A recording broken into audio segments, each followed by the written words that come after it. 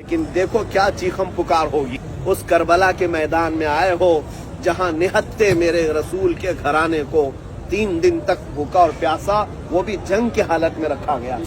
ना कोई घर था यहाँ पर, वो तो छोटे खीमे लगे हुए थे।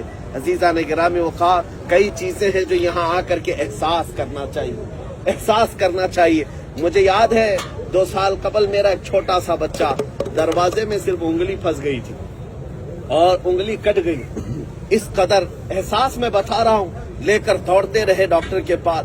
जब डॉक्टर सुई से टाके मार रहा था तो ऐसा लग रहा था कि हमारे दिल पर टाके मारे जा रहे हैं। बच्चे की चीख सुन करके पूरी रात की नींद खराब थी और इस कदर बेचैनी थी, बेताबी थी। उस दिन मुझे याद आया, मेरे बच्चे की उंगली के टाके मुझे देखे नहीं जा रहे थे, खाना फीका पड़ गया था। सरकार हुसैन, तुम्हारे सब्र को सलाम, तुम्हारे जज्बे को सलाम। जब तुम्हारी गोद में 6 महीने का अली असगर गर्दन पर जब छुरी चल चुकी हो और नेजा गिर चुका हो और उसका खून तुम्हारी गोद में बह रहा हो, सरकार आपने सब्र कैसे किया?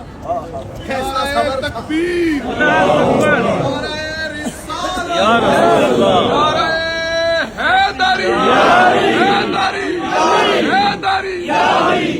उस मकाम को कोई नहीं पहुंच सकता।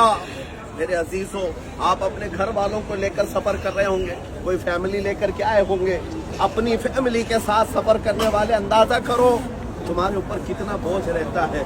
अगर तुम्हारी बीवी साथ में है, बहन साथ में है, माँ साथ में है या बच्चे साथ में है, बार बार तुम झांक करके देखते रहते हो बीवी को क्या चाहिए, माँ को क्या चाहिए, बच्चे को क्या चाहिए।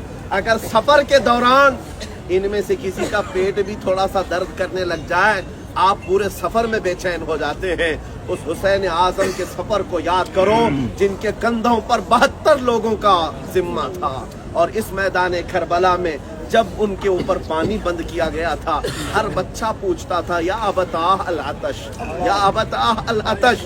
बाबा जान सिर्फ प्यास सताती है, बाबा जान सिर्फ प्यास सताती है। बाप को जब बच्चे पूछ रहे हो प्यास की शिद्दत की तकलीफ का, बाप जब दे ना पा रहा हो, कैसा एहसास है, कैसा एहसास है। तुम अपने बच्चों को खिलौना नहीं दिला पाते तो बार बार बेचैनी होती है। वो मौला हुसैन अपने बच्चों के हलक में कांटे चुभते हुए देख रहे थे और एक तरफ दरियाए फुरात को बहता भी देख रहे थे। सरकार इमाम हुसैन की ये बेचैनी देखी नहीं गई। तब इस अब्बास अलमबरदार ने ये तय कर लिया कि मैं जाऊंगा इन काफिरों के नरगे में से और पानी लेकर के आऊंगा। लेकिन मेरे अजीजों, ये घर वालों की प्यास की शिद्दत और इमाम हुसैन की बेकरारी न देख करके मशके सा उठाए और दरियाए फुरात पर पहुंच भी गए, पानी भर भी लिया और वापस तशरीफ ला रहे थे। जालिम कूफियों ने पुकारा था कि एक कतरा भी अगर हुसैन के खीमे तक पहुंच गया, हमारी जंग भारी पड़ जाएगी, हमारे लिए ये मुसीबत बन जाएंगे, इनको पानी न ले जाने दो। जिस बाजू पर ये पानी लेकर आ रहे थे, उस अब्बास अलमबरदार का बाजू काट दिया काफिरों ने। उस वक्त मैं पूछता हूँ, ये अली के घराने की शुजाअत कैसी है, कैसी शुजाअत है। अरे मियाँ, उंगली छिल जाए तुम बेचैन हो जाते हो, ये मोंढे से बाजू काट दिया गया है। उस वक्त तो दर्द से बिलबिलाना चाहिए था, लेकिन अब्बास अलमबरदार ने दूसरे बाजू में ये मशकेजा उठा लिया। कहा बीबी सकीना को कह कर के आया हूँ, 9 साल की बच्ची से कह कर आया हूँ कि मैं प्यास तेरी बुझाऊंगा, पानी तेरे लिए लाऊंगा। लेकिन जब उन जालिम कूफियों ने दूसरा बाजू भी काट दिया, बचा क्या था? जिसके 2 हाथ काट दिए जाए, इसको आसान मत समझो, बयान में सुन रहे होंगे, जरा अपने ऊपर एहसास करके देख लेना।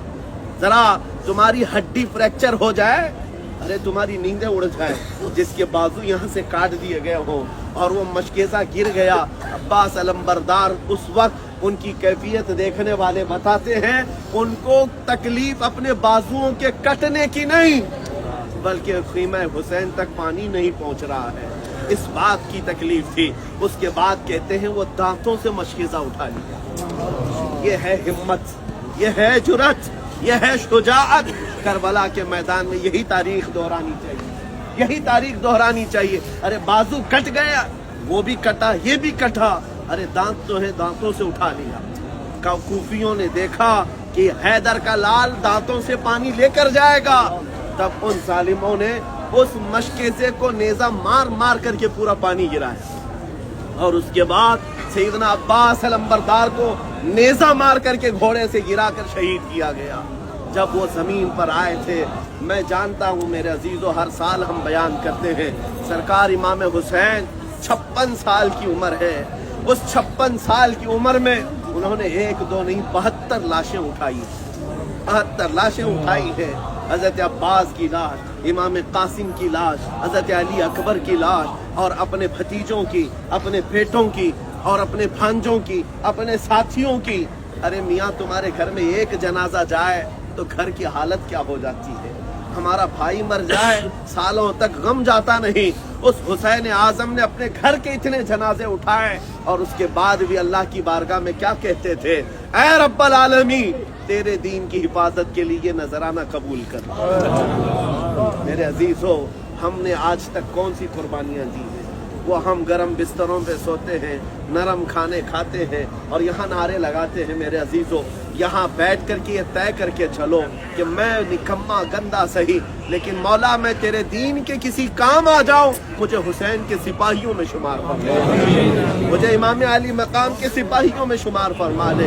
ये जज्बा हुसैनियों के अंदर बेदार हो जाए, मैं कहता हूँ इनकलाब आ जाए, पूरी दुनिया में इनकलाब आएगा। और अभी भी आपको घबराने की जरूरत नहीं।